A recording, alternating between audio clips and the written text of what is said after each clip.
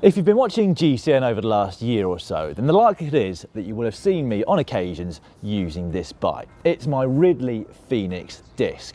And actually, we've got something in common. You see, I've become known a little bit for my chipolata, and this bike became known for its epic chorizo sausage testing at the foot of the Col du Tourmalet descent last summer, which I did with Si. You'll also have seen me using this bike in our gravel roads video in autumn of last year. That was where Matt and Si used their specific gravel bikes, and I used this one. And although it probably wasn't quite up to the gnarly descents that Si deliberately took us down, what it did prove to me that day was it is a fantastic all-rounder, capable of dealing with lots of things that you throw at it, and importantly, super comfortable. You see, I'm at that stage in my cycling life now, much as I'm loath to admit it, where I'm no longer paid to go fast, so comfort is pretty much top of my agenda. Now, this bike is also available in a standard brake option. What that means is they've had to beef things up slightly at the stays here and also at the forks at the front in order to accommodate the disc brakes. They've also lengthened the chainstays here by 5mm, and that means the frame set can accommodate 28mm tyres, and that is exactly what I've got on here. These are ZIPP's brand new Tangenti tyres, which, despite being quite high in size and volume, are really fast in terms of the fact they've got a very low rolling resistance. Also, the fact they're combined with ZIPP's 303 carbon rims, which are very wide, means they're pretty aerodynamic as well. Now, it's this high tyre volume combined with the type of carbon layout that Ridley used on this frame set, which has a massive influence on the amount of comfort involved, which I was talking about earlier.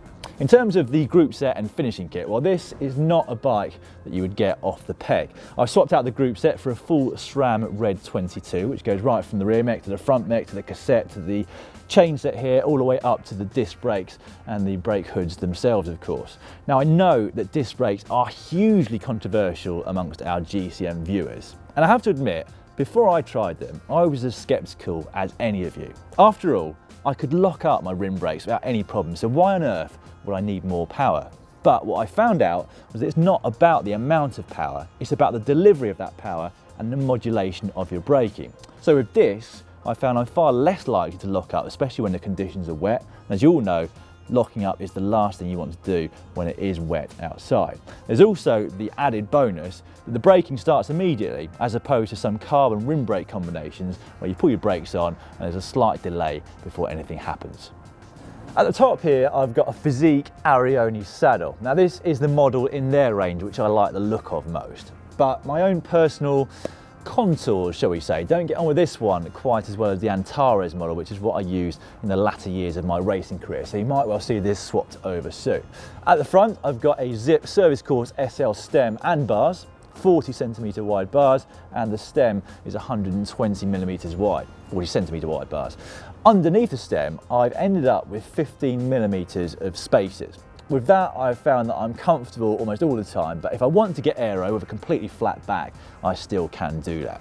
Now, if there's one thing that I would change about this bike, it would have to be the chain rings. Not the type, just the size.